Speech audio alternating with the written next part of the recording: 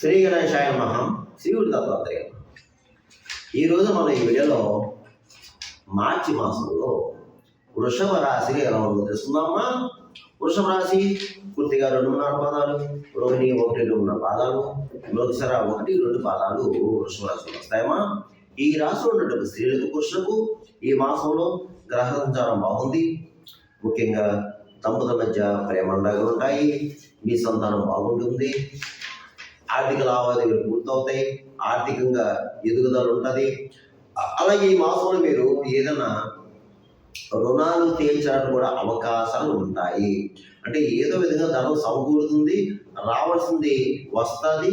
అలాగే మొండి బాకీలు ఏమైనా వసూలవుతాయి. ఈ మాసంలో మీకు తప్పనిసరిగా ప్రయత్నం చేయండి. ఇక మీకు ఆరోగ్య విషయంలో మాత్రం జాగ్రత్త, కాస్త జాగ్రత్త. అనారోగ్య పరిస్థితి కనిపిస్తుంది. ఏమాత్రం అనారోగ్యం చేసినా మీరు వెంటనే వైద్యం సంప్రదించండి.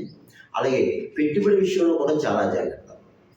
ఆచితూచి చూసుకుని పెట్టుబడి పెట్టండి. ఇన్వెస్ట్ చేసినట్టు చాలా జాగ్రత్తగా చూసుకోవాలి. కొన్ని విషయాల్లో అనుభవ సలహా తీసుకోవడమ్మా. ఎందుకంటే అప్పుడప్పుడు కొన్ని రుగ్మతలు ఏర్పడతాయి. అప్పుడప్పుడు కొన్ని మీకు వ్యతిరేక భావాలు, వ్యతిరేక ఫలితాలు ఉంటాయి. కాబట్టి కొన్ని విషయాల్లో అనుభవజ్ఞ సలహా తీసుకుంటే మంచిది. అలాగే ప్రయాణ విషయంలో జాగ్రత్త. ఇక నూతన వ్యవహారాలు శ్రీకారం చుడతారు, బాగుంది. అలాగే భూగృహ సంబంధ లావాదేవీలు పూర్తవుతాయి. గృహ నిర్మాణం ఉన్న వాళ్ళు చేపట్టచ్చు. గృహ నిర్మాణం అదృష్టంగా ఉంది. లేదంటే గతంలో ఏదో నిర్మాణం ప్రారంభించి మధ్యలో ఏదైనా అనివార్య కారణాలు ఆగిపోతాయి, ప్రారంభించవచ్చు. ఇకపోతే ఈ మాసం మీకు శత్రు జయం, వ్యవహార జయం, కార్య జయం. సంఘంలో పరపతి పెరుగుతుంది. మిమ్మల్ని గౌరవిస్తారు. మీకు గౌరవ పురస్కారాలు లభిస్తాయి. ఇక మీరు నూతన వ్యవహారాలు శ్రీకారం చుడతారు. అలాగే ఎప్పటి నుంచో పరిష్కారం కాని సమస్య ఈ మాసంలో మీకు పరిష్కారం అవ్వడానికి అవకాశాలు కనిపిస్తున్నాయి. ఇక మీరు అనుకున్న లక్ష్యాన్ని చేరుకుంటారు. మీరు ఏదైతే గోల్ ఉందో, మీరు ఏదైతే అనుకుంటారో, ఏదైతే సంకల్పం ఉందో ఆ సంకల్పం సిద్ధిస్తుంది. కానీ ప్రయత్నం గట్టిగా చేయండి. సమయం మీకు అనుకూలంగా ఉంది. అయితే కొన్ని వ్యవహారాల్లో, ఒప్పందాల్లో మాత్రం మెలకుగా ఉండాలి. కొన్ని వ్యవహారాలు ఉంటాయి, ఒప్పందాలు ఉంటాయి, చాలా జాగ్రత్త. అనుభవజ్ఞ సలహా తీసుకోండి. కొన్ని విషయాలు మీరు సొంత నిర్ణయం తీసుకోకండి. అనుభవజ్ఞ సలహా తీసుకుని వాటి మేరకు పాటిస్తే మీకు పనులు పూర్తవుతాయి. ఏ విధమైన ఇబ్బందికరమైన వాతావరణం కనిపించలేదు.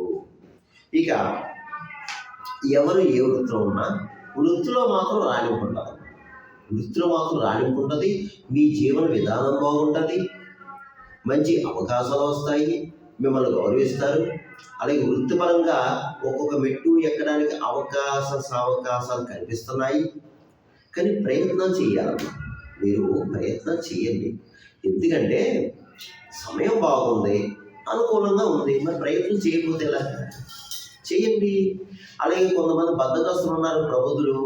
మీరు కూడా ప్రయత్నం చేయండి, బాగుంటుంది. సక్సెస్ అవుతారు, సాధిస్తారు.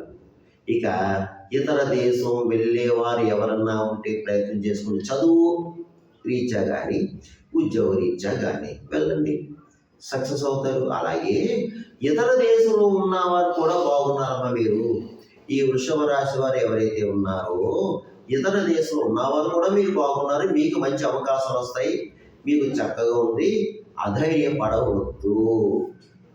ఇకపోతే మీరు మీ సొంత విషయాలు ఎవరికి షేర్ చేయొద్దు. దయచేసి ఎవరికి చెప్పొద్దు. మీ కుటుంబ సభ్యులే కూర్చుని నిర్ణయించుకోండి. బయట వాళ్ళకి ఒక్క విషయం కూడా పొక్కడానికి వీలు లేదు. ఇక మీరు ఈ మాసంలో ఎట్టి పరిస్థితులను కూడా అబద్ధ సాక్ష్యం కానీ, సాక్ష్య సంతకం కానీ చేయకూడదు. అలాగే ముఖ్యంగా గురువుని, బ్రాహ్మణుని, పెద్దల్ని గౌరవించండి. ఏ విధమైన చెడు కామెంట్స్ వారి మీద చేయవద్దు. అలాగే మీకు ఈ మాసం అంటే రియల్ ఎస్టేట్ రంగంలో ఉన్న వారికి బాగుంది. చాలా బాగుంది, అవకాశాలు వస్తాయి, స్పెక్యులేషన్ లాభిస్తుంది. అలాగే ప్రైవేట్ కాంట్రాక్ట్స్ కూడా బాగుంది. అలాగే మోటార్ ఫీల్డ్ వరకు బాగుంది. ఇక రాజకీయ నాయకులకు మాత్రం చాలా జాగ్రత్తగా ఉండాలండి. మీరు మీ మీద కాస్త శత్రువులు అంటే మీకు తెలియని శత్రువులు ఉంటారండి, చాలా జాగ్రత్త. అయితే మీరు మంచిగానే చేస్తారు, ప్రజల్లో గుర్తింపు తెచ్చుకుంటారు. మీ మీద అసూయ రాగ ద్వేషాలు ఉంటాయి, అది మాత్రం జాగ్రత్త మీరు.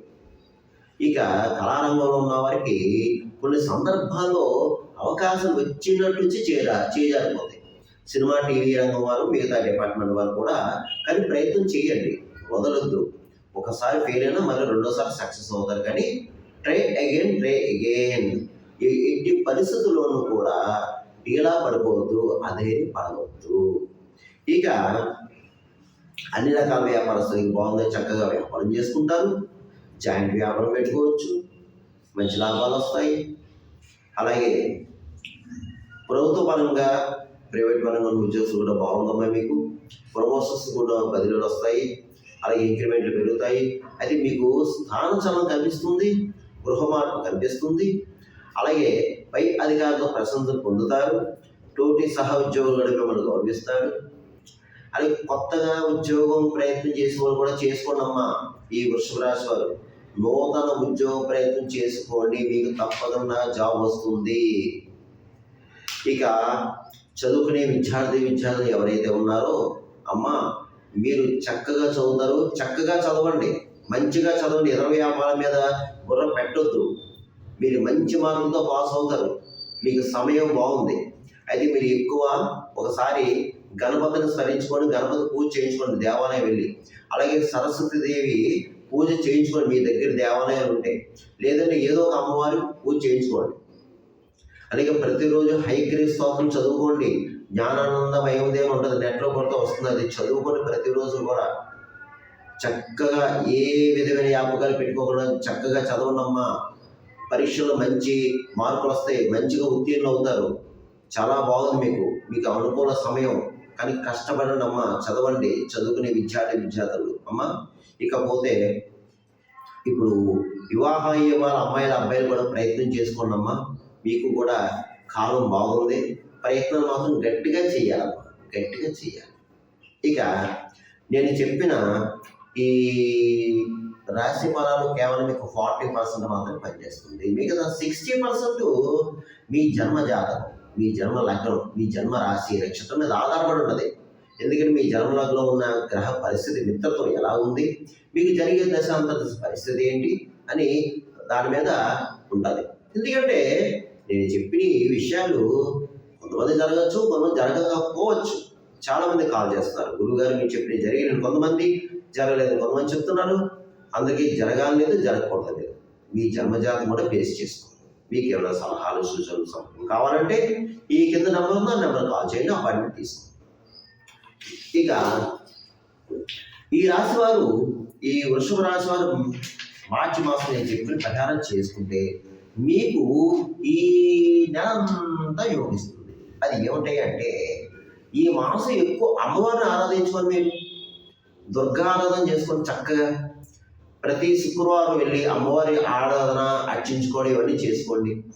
అమ్మవారి ప్రదర్శన చేసుకోండి. ముఖ్యంగా స్త్రీలు మాత్రం అమ్మ శుక్రవారం ఉదయం 10:30 నుంచి 12 గంటల మధ్యలో అంటే రావుకాలం టైంలో అమ్మవారి గుడికి వెళ్ళడం, అర్చన చేయించుకోవడం, ప్రదర్శన చేయడం, రావుకాల దీపాలు పెట్టుకోండి అమ్మ. నిమ్మకాయ ఒత్తుల్లో, నిమ్మకాయ డప్పుల్లో ఒత్తులు వేసి ఆయన వేసి రావుకాల దీపాలు పెట్టుకోండి అమ్మ. అలాగే అరటిపళ్ళు పంచండి, మీరు బాగుంటారు, మీ సంతానం బాగుంటుంది, మీ సౌభాగ్యం బాగుంటుంది. ఇకపోతే ఎవరైనా ఎక్కువ బాధపడేవారు ఎవరు ఉంటే అమ్మ, పౌర్ణమి రోజున అమ్మవారి దేవన చండీ హోమం చేయించుకోండి. ఎక్కువ బాధపడేవారు ఉంటే, లేదంటే అభిషేకం చేయించుకోండి. ఇక గోవుకు ఆహారం పెట్టండి అమ్మ, పచ్చగడ్డి పెట్టండి. కాకులున్న ప్రదేశంలో కాస్త తీపన్నం పెట్టండి.